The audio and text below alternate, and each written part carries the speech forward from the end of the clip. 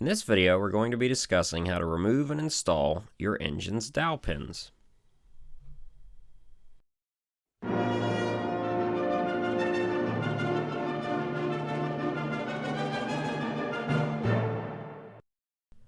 Okay, so what we're looking at here is an engine block, a C15 actually, and I'm going to be removing the dowel pins, which is hard to do. And the reason I'm going to be removing them is because I have to cut the counterbores, and the counterbore machine doesn't fit over the dowel pins.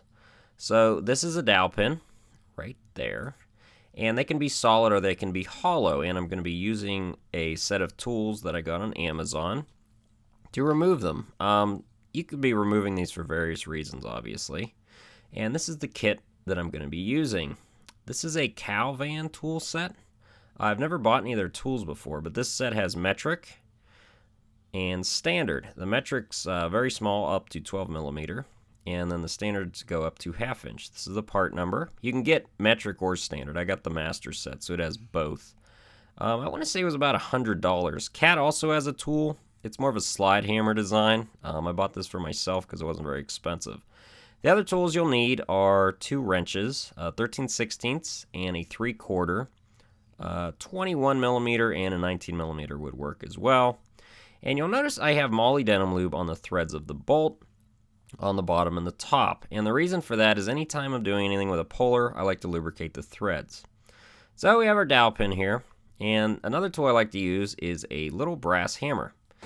And I like to tap the dowel pin first, not very hard. That's to kind of shock it, and hopefully it'll remove easier that way. Now the tool grabs the dowel pin, and dowel pins are very smooth, so what I like to do is get a little piece of sandpaper, and I'm just going to rough up the dowel pin a little bit. This will just put some slight surface scratches into it. That'll hopefully help the tool grab better so you don't get an unsuccessful pull on the first time. So the next step is to find the right size collar. These are standard dowel pins. They are 3/8, so I'm going to be using the 3/8 dowel pin collar, and it shouldn't have any slack. It should be a tight fit like that.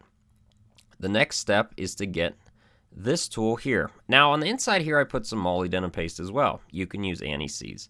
Pretty much anywhere there's metal-to-metal contact on a puller, you want to put some sort of lubricant. Even engine oil would work.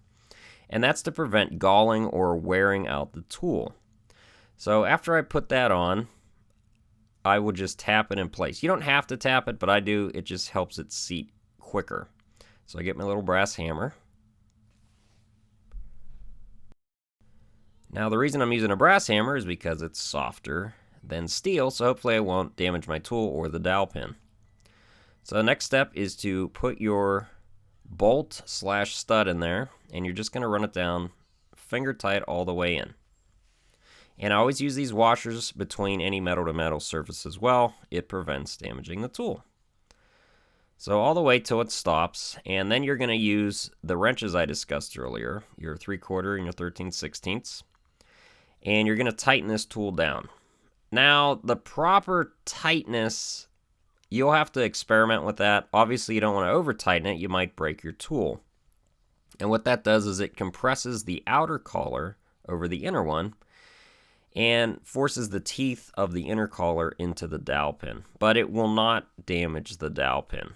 So just tight, such as that. And now you're ready to pull it. So you need the large extractor that goes over it.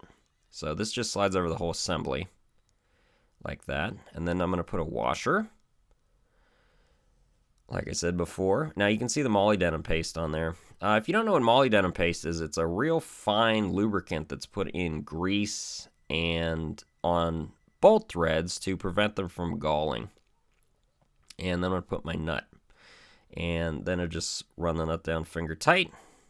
And then at this point, I'm going to use a ratchet. Now, you could use an impact or an air ratchet, but I like to do a normal hand ratchet. And that's to tell, if you're getting close. If you use an impact, you could potentially damage the tool. Speed it up here. So you'll see the threads are pulling up because you're running the nut down, and hopefully you're pulling the dowel pin out. Now, the problem is you can't see the dowel pin with the outer extractor over it. So slowing it down here, you should feel it start to get wobbly. That means you're pulling the dowel pin out. And hopefully you pulled the dowel pin. So there it is. There's the dowel pin. So to remove the dowel pin from the tool now, you'll need to loosen the nut and take it off. Then remove the outer extractor, sleeve. Okay, so now you can pull the inner assembly out, and you're almost done. So now you have your dowel pin in the tool, and it's cinched in there, remember, because you lock the collar on. So you're going to need those wrenches again. And once you once you put your wrenches on there, you're just going to loosen them. And that should pull the collar away from the outer collar. And then you're going to need to I like to put the nut back onto the outer bolt. So it's loose now. You'll want to loosen it a little more. Give it about a 1/4 inch of gap there. So we have the bolt back on. That's to protect the threads. Now I'm going to tap it against this part of the block, which is an unused portion. Now you see where I'm hitting the block before I get a million comments. There's no head gasket here. This was a painted surface that really nothing goes to. I'm not hitting it here next to any of the water ferrule holes or by the head gasket sealing area. Obviously, you could just hit it on a metal table or something as well. Don't hit it on a sealing surface. So, and you're not hitting it very hard, you're just tapping it. And then your dowel pin should be removed. So the dowel pin's out. So at this point, your dowel pin's out. You could replicate it on the other dowel pins. And to install them, it's very easy, obviously. You're just going to use your brass hammer and tap it into place. And on the cats, they're bottomed, so you just tap it until it bottoms out. On some engines, you might have to measure it. So dowel pin is reinstalled. You are done.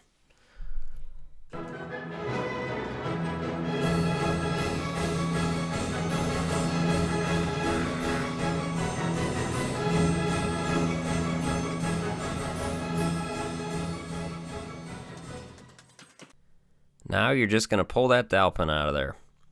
All right. Oh, dang it. Well, looks like I'll have to try again.